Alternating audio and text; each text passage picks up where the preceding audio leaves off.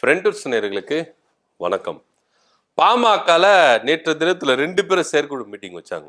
ஐயா ராமதாஸ் அவர்களும் ஐயா அன்புமணி அவர்களும் என்ன பண்ணாங்க, 2 பேர் தரப்புலையும் என்ன பண்ணாங்க, செயற்குழு மீட்டிங் வச்சாங்க. ஐயா அவர்கள் வந்து தைலாபுரத்துலையும் நம்ம அன்புமணி அவர்கள் வந்து பார்த்தீங்கன்னா பனையூர்ல என்ன பண்ணாங்க, செயற்குழு மீட்டிங் வச்சாங்க. ஐயாவுடைய செயற்குழு மீட்டிங் எல்லாரையும் வந்து என்ன பண்ணிச்சு, உற்று நோக்க வச்சுது. என்ன ஒரு விஷயம் அப்படின்னு பார்த்தீங்கன்னா, செயற்குழு மீட்டிங்ல வந்து தீர்மானங்கள்லாம் கிட்டத்தட்ட 25 தீர்மானங்களை நிறைவேற்றிருக்காங்க.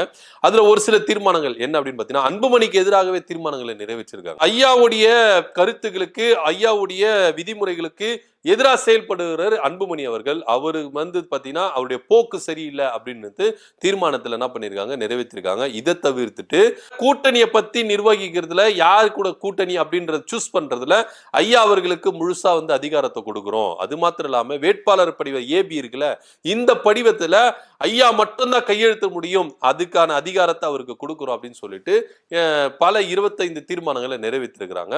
இதுல குறிப்பா பேசப்பட வேண்டியது என்ன அப்படின்னு பாத்தீங்கன்னா, ஐயாவுடைய தீர்மானங்கள் எல்லாமே வந்து பாத்தீங்கன்னா ஏற்புடையதாக இருக்குது. ஏன்னா இது வந்து பாத்தீங்கன்னா அங்கீகரிக்கக்கூடிய விஷயமா தான் இருக்குது. ஏன்னா ஆதரவுகள் அதிகமா இருக்கு. ஆனா இதே அன்புமணி அவர்கள் செயற்குழு மீட்டிங்ல அது இருக்குதானா இல்ல அப்படின்றத நம்ம பார்க்க வேண்டியது. என்னன்னா ஐயாவுக்கு எதிராகவே தீர்மானங்கள் போடுறாங்க. ஏன்னா நீங்க பாமகவை நீங்க எடுத்துட்டீங்கனாலே மருத்துவர் ஐயா அவருதான். அவரு இல்லாம இந்த பாமகன்ற கட்சி இல்ல அப்படின்றதுல யாராலையுமே மறுக்க முடியாது. ஏன் அன்புமணியாலே மறுக்க முடியாது. ராமதாஸ் ஐயா இல்லைன்னா அன்புமணி இல்லை அப்படின்றது தான் நிதர்சனமான உண்மையா இருக்கு. இதுல வந்து பாத்தீங்கன்னா அருள் என்றவரெல்லாம் வந்து பாத்தீங்கன்னா ரொம்ப கொதிச்சு எழுந்து பேசினாரு. அருள நீ என் உயிரை கொடு அப்படின்னு ஐயா கிட்ட சொன்னாருன்னா நான் உடனே இங்கேயே என் இதயத்தை கிழிச்சு நான் என் உயிரை கொடுப்பேன் அப்படின்ற ரேஞ்சில எல்லாம் எம்எல்ஏ அருள் வந்து என்ன பண்ணாரு, பேசி தள்ளிட்டார். அந்த அளவுக்கு பவர்ஃபுல்லா இருந்தது. அது மாத்திரம் இல்லாம அன்புமணிக்கு அவருக்கு பவர் இல்ல, ஃபீஸ் புடுங்கி ஆயிடுச்சு அப்படின்ற ரேஞ்சில தான் அந்த செயற்குழு மீட்டிங் சொல்லப்படுது.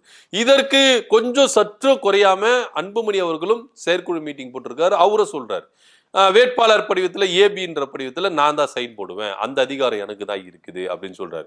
இப்ப யாருக்கு அதிகாரம் இருக்குது அப்படின்னு இதுல இன்னொரு விஷயம் என்னன்னா, மே 28 தலைவர் பதிவு முடிஞ்சிருச்சு. பாமக விதிகளின்படி மே 28 தலைவர் பதிவு முடிஞ்சிருச்சு. ஆனா அன்புமணி தரப்புல இருந்து என்ன சொல்றாங்க, அடுத்த வருஷம் 2026 வரைக்கும் அவருக்கு அந்த பவர் இருக்கு, அவர் தலைவரா தொடர்வாரு அப்படின்னு அவங்க விதிகள் சொல்றாரு. ஆனா உண்மையிலே பாமகவுடைய விதி என்னன்னா, தலைவர் பதவி அப்படின்றது மே 28 முடிஞ்சிருச்சு. அவரு அன்புமணி அவர்கள் தலைவர் இல்ல அப்படின்னு தான் பாமக, அதாவது ஐயா ராமதாஸுடைய தரப்புல இருந்து சொல்லப்படுது. ஆனா இப்ப ஐயா என்ன சொல்றாருன்னா, நான் தான் கூட்டணியை வந்து தீர்மானிக்க போறேன், எந்த கட்சியோட கூட்டணி அப்படின்றத நான் தான் சூஸ் பண்ணுவேன். அது இல்லாம எல்லாரும் தேர்தலுக்கு ரெடி ஆயிடுங்க, வேட்பு மனுவை வந்து என்ன பண்ணுங்க, செயல்படுத்துங்க, வேட்பு மனுல ஏபின்ற படிவத்துல நான் தான் சைன் போட போறேன் அப்படின்னு சொல்லிட்டாரு. இதுல இன்னொரு விஷயம் முக்கியமா வந்து பார்க்கப்படுது. என்ன அப்படின்னா, தன்னுடைய மகள் காந்திமதி வந்து என்ன பண்ணிருக்காரு, செயற்குழு மீட்டிங்ல பங்கு பெற வச்சிருக்காரு, ஸ்டேஜ் மேல இருக்க வச்சிருக்காரு. என்னங்கய்யா இது, சௌமியா அன்புமணி அவர்களுக்கு ஒரு நியாயம், காந்திமதிக்கு ஒரு நியாயமா? மருமகளுக்கு ஒரு நியாயம், மகளுக்கு ஒரு நியாயமா? எங்கள் வீட்டு பெண்கள் அரசியலுக்கு வரக்கூடாது அப்படின்னு நான் சொன்னேன், சௌமியா அன்புமணி நிக்க வச்சார் அன்புமணி அப்படின்னு சொல்லிட்டு அன்புமணி மேல குற்றம் வச்சீங்களே, இன்னைக்கு உங்க பொண்ணை எடுத்துட்டு வந்து நீங்க என்ன பண்றீங்க, கட்சிக்குள்ள வைக்கிறீங்களே, இது எந்த விதத்துல நியாயம் அப்படின்ற ஒரு கேள்வி கேட்கப்படுதுல. இது வந்து பாத்தீங்கன்னா அரசல் புரசலாவே பேசப்படுது. இதெல்லாம் ஒரு புறம் இருக்கட்டும். ஆனா அன்புமணியுடைய ரீப்ளேஸ்மெண்ட் அந்த இடத்துல யாரு கொண்டு வருது அன்புமணிக்கு அப்புறம் அப்படின்னு பாத்தீங்கன்னா, அந்த இடத்துல தன்னுடைய மகளை கொண்டு வருகிறார் ராமதாஸ் ஐயா அப்படின்னு. ஏன்னா இவங்க யாரு அப்படின்னு பாத்தீங்கன்னா அன்புமணிக்கு அக்கா. அது மாத்திரம் இல்லாம முகுந்தன் பேசியிருந்தல, முகுந்தனுடைய அம்மா தான் இவங்க காந்திமதி. சோ அவங்க அந்த இடத்துக்கு வந்து பாத்தீங்கன்னா முகுந்தனை தான் கொண்டு வரதுக்காக இருந்தாரு ஐயா ராமதாஸ் அவர்கள். முகுந்தன் அவர்கள் இந்த நான் வர்றதுனால இங்க மாமாக்கும் பிரச்சனையாவது, தாத்தாக்கும் பிரச்சனையாவது, எதுக்கு நான் வரணும், வரவே வேணாம் அப்படின்னு சொல்லிட்டு அவர் ஒதுங்கிட்டார்.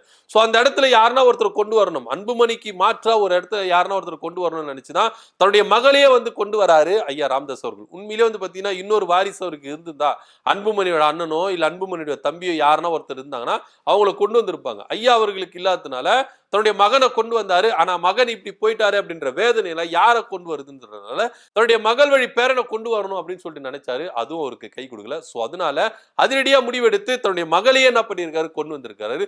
அன்புமணிக்கு மாற்றா தன்னுடைய மகளை கொண்டு வந்திருக்காரு. இது வந்து பாத்தீங்கன்னா ஐயா ராமதாஸ் அவர்கள் அன்புமணிக்கு மாற்று அப்படின்ற ஒரு விதத்துல அவரு கணக்கு போட்டாலும் இது அவருக்கு வந்து எதிர்வினை தான் ஆற்றுகிறது அப்படின்றதுல எந்தவித மாற்று கருத்து இல்லை. ஆனா உண்மையிலே அன்புமணிக்கு நிகரா காந்திமதி அவர்கள் இருப்பாங்களா அப்படின்னா அது வந்து கொஞ்சம் அரசல் புரசலாம் பேசப்படுது, கொஞ்சம் சந்தேகப்படதான் இருந்தது. ஆனா இது இருந்தாலும் ஐயா அவர்களுக்கு எல்லா விஷயத்திலும் எல்லா விதத்திலும் அவங்க உறுதுணையா இருந்தது வந்து பாத்தீங்கன்னா காந்திமதி தான் அப்படின்னு சொல்லிட்டு என்ன பண்றாங்க, அரசல் புரசலா பேசுறீங்க. ஏன் இவ்வளவு ஏங்க அரசியலுக்கு பின்னாடி இருந்து ஐயா ராமதாஸ் அவர்களை இயக்குறதே வந்து பாத்தீங்கன்னா காந்திமதி தான் அப்படின்னு ஒரு குற்றச்சாட்டு இருக்கு. ஏன்னா அன்புமணி அவர்கள் சொல்றாங்களே ஐயா ஐயாவா இல்ல, அவங்க பின்னாடி இருந்து யாரோ அவங்களை வந்து இயக்குறாங்க அப்படின்னு சொல்லிட்டு, அதுல வந்து பாத்தீங்கன்னா காந்திமதியும் ஒரு ஆளு கூட அப்படின்னு சொல்லிட்டு பேசிக்கிறாங்க. ஆனா அது எந்த விதத்துல உண்மை அப்படின்னு நம்மளுக்கு தெரியல.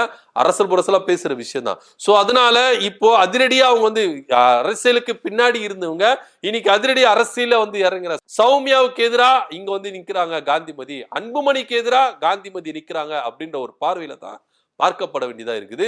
இது வந்து பாமகவினர் என்ன பண்றாங்க, உற்சாகமா, அதாவது ஐயாவுடைய ஆதரவாளர்கள் எல்லாம் உற்சாகமா என்ன பண்றாங்க, வரவேற்கிறாங்க, கொண்டாடுறாங்க. இதுல இன்னொரு விஷயம் என்னன்னா, ஏகே மூர்த்தி அன்புமணி அவர்களுக்கு வந்து ரொம்பவே ஆதரவா இருந்தாரு. ஆனா நேற்று தினத்துல ஐயாவுடைய தலைமையில இருக்கிற செயற்குழு மீட்டிங்ல ஏகே மூர்த்தி இருக்கிறார். சோ ஐயா அன்புமணிக்கு ரொம்ப உற்றார், ரொம்ப ஃப்ரெண்டா இருந்தார். ஆனா இப்போ வந்து பாத்தீங்கன்னா ஐயா ராமதாஸ் அவர்களுடைய செயற்குழு மீட்டிங்ல இருக்கிறாரு. இதுவோ கொஞ்சம் உற்று நோக்க பார்க்கப்படுது. இதன் மத்தியில ஐயா அவர்கள் காந்திமதியை கொண்டு வந்தாரு. கொண்டு வந்ததுல இது வந்து கொஞ்சம் பிளஸும் இருக்கு மைனஸும் இருக்கு அப்படின்னு சொல்லிட்டு தான் பேசப்படுது. மருமகளை வர வேணாம், அரசியலுக்கு வர வேணாம்னு சொன்ன ஐயா ராமதாஸ் அவர்கள் மகளை கொண்டு வந்திருக்கிறாரே, இது எந்த விதத்துல நியாயம் அப்படின்னு சொல்லிட்டு அன்புமணி அவருடைய தரப்பு கேட்கிறாங்க.